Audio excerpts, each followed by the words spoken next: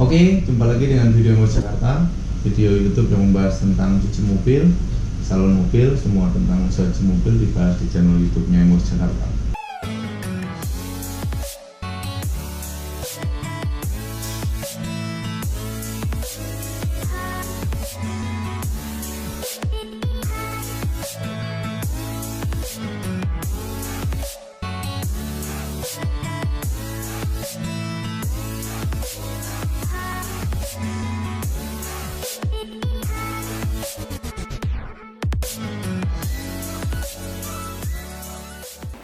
Nah, di sini kita akan membahas, saya punya materi yang perlu saya sampaikan karena ini dicecer terus orang, ngecer pertanyaan, nggak tahu ngetes, nggak tahu apa. Tapi ini memang perlu saya angkat dari siapa ini namanya? Ya. Saya blur sengaja namanya supaya ada privasinya. Di sini dia menanyakan, sebelumnya kalau Anda bisa cek di kolom komentarnya Embos, banyak sekali pertanyaan sebelum itu. Cuman ini yang saya mau bahas ini, saya tertarik dengan ini nih. Saya mau tanya Pak, bagaimana sikap pengelola di sini ya? Sikap pengelola terhadap karyawan yang cukup lama bekerja, apakah dia tetap terus mencuci atau terus diangkat mencuci, atau perlu diangkat atau diposisikan menjadi pengawas, atau bagaimana Pak? Nah, yang pertama setiap perusahaan itu punya prinsip masing-masing. Ada yang menjadikan orang itu sebagai kuda pacu, ya cukup dirawat, ditunggangi, kemudian diajak kaya. Ada yang seperti itu. Tapi ada juga perusahaan yang memang ngajak maju bersama, artinya diajak progres. Ya, itu sebenarnya karakter saya sih sebenarnya. Karakter saya seperti itu. Kita mengajak orang yang bersama-sama bekerja dengan kita itu untuk mengarah ke progres. Jadi bukan kita jadikan hanya sapi perah dan kuda pacu saja. Tahu ya, kuda pacu ditunggangi untuk mencapai popularitas kita, untuk mencapai keuangan finansial kita juara. Ya cukup sekedarnya aja kuda itu dikasih vitamin, kasih vitamin, dikasih apa begitu. Nah, itu prinsip seperti itu memang ada di setiap perusahaan. Dan perusahaan seperti Car Wash ini kan bukan perusahaan profesional yang jenjang karirnya itu sudah tertera di visi misi perusahaan atau apa, bukan. Jadi ini pure kebijakan. Jadi ada dari owner, ada dari manajer, supervisor, terus kemudian kebijakan-kebijakan itu yang menentukan bagaimana jawaban dari pertanyaan ini gitu. Nah, kalau di Embos sih memang kita mengajak untuk kita semua. Embos ini sudah hampir 8 tahun, 9 tahun, 8 tahun ya, 8 tahun berdirinya Embos ini sudah istilahnya harusnya sudah dari pertanyaan itu kan 3 tahun, cuman Pak kalau sudah lebih 3 tahun bagaimana? Nah, Embos ini sudah berdiri 8 tahun loh. 8 tahun. Ada jenjang karir Pak, sampai saat ini batas teknisi di Embos. Jadi ada jenjang memang dari kru, kemudian kru cuci dulu, pertama dia mencuci, terus kemudian hanya bisa cuci, ngelap. Nah, ada jenjangnya ke teknisi. Nah, teknisi ini kan sudah punya skill untuk salon mobil, sudah punya skill komunikasi dengan pelanggan, terus sudah punya skill untuk berbicara, memberikan ide kepada atasan, terus memberi masukan, dia dapat masukan dari pelanggannya gitu loh. Karena di Embos kita bebaskan memang untuk mereka bisa kasihkan nomor telepon untuk bisa komunikasi antar pelanggan dengan teknisi tersebut. Nah, itu salah satu kemajuan sih kalau menurut saya. Di situ itu jenjang karir yang ada di Embos sampai saat ini. Jadi kita sebenarnya sedang kalau saya pribadi sih ingin menggodok seseorang untuk dimunculkan gitu loh. Karena ke depan kalau kita kerja tidak pakai sistem, Apalagi Embos ini mau bicara nanti tabangnya 10 sampai 20 cabang. Kalau kita tidak bicara pakai sistem, ya kita tidak akan bisa jalan. Kita tidak akan bisa jalan mengelola 20 outlet tidak menggunakan sistem. Jadi sistem ini digerakkan oleh siapa? Ya digerakkan oleh sumber daya manusia, SDM. Ada seseorang yang perlu kita tatar, perlu kita bekali, perlu kita kasih skill untuk komunikasi dan lain sebagainya untuk dijadikan minimal supervisor outlet.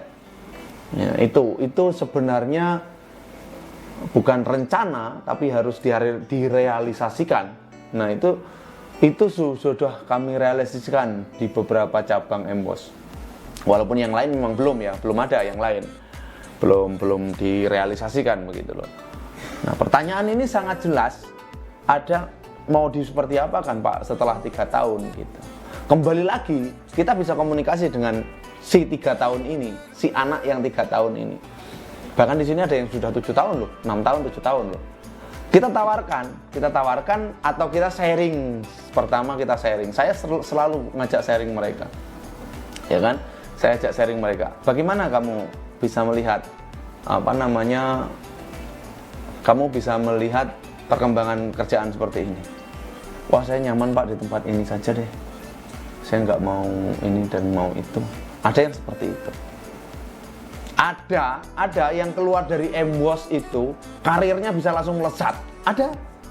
Nah, artinya Embos tidak bisa melihat potensi itu kan, gitu loh. Embos tidak bisa melihat potensi itu. Ada yang di Embos itu orangnya biasa-biasa saja, biasa saja, tidak ada posisi, tidak ada apa.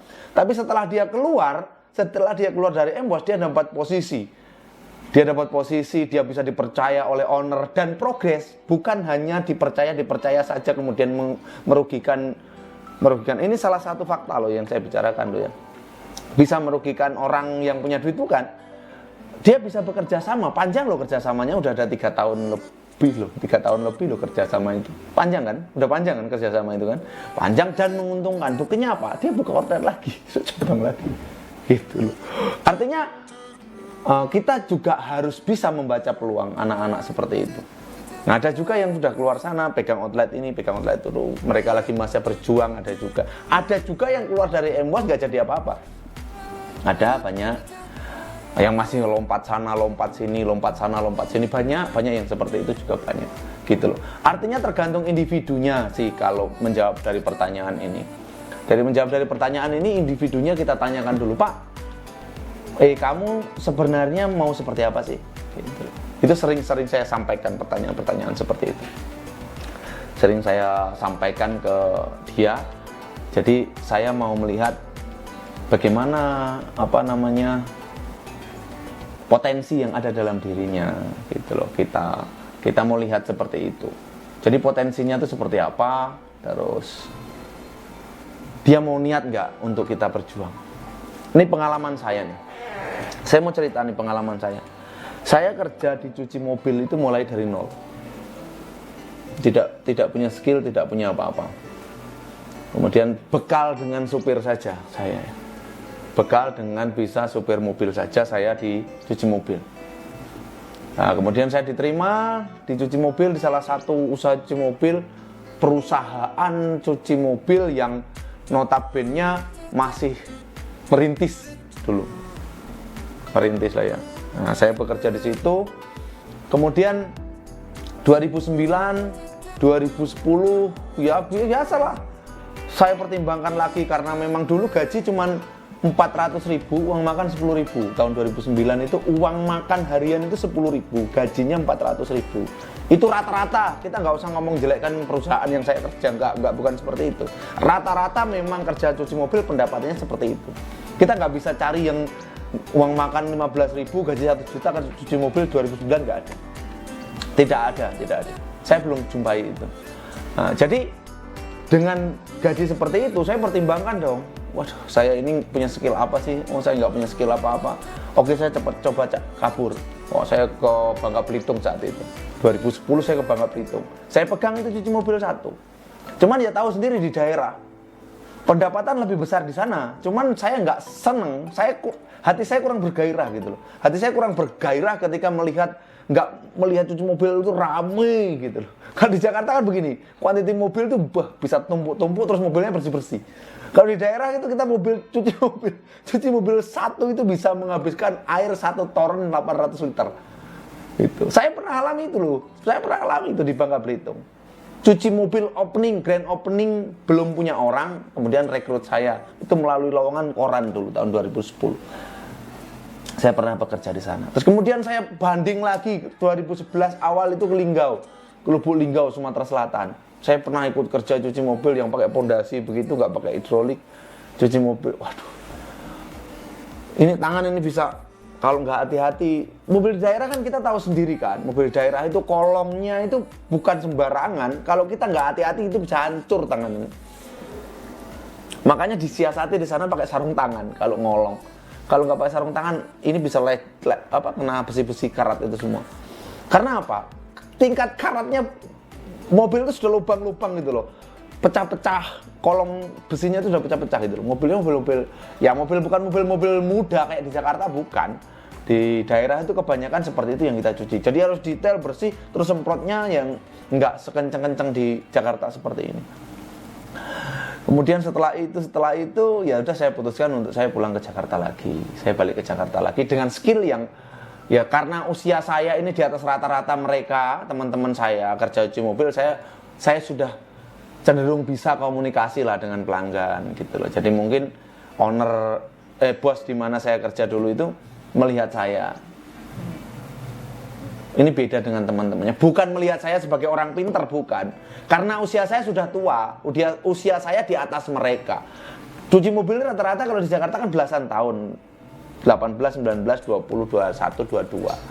Sementara usia saya udah 28, 29 gitu kan. Jadi melihat lah, sudah bisa lah punya tata krama yang baik, bahasanya kepada pelanggan gitu. Jadi saya di situ diangkatlah saya menjadi bukan supervisor sih. Saya dimasukkan ke manajemen sebuah cuci dan salon mobil. Itu saya, tingkatan saya seperti itu.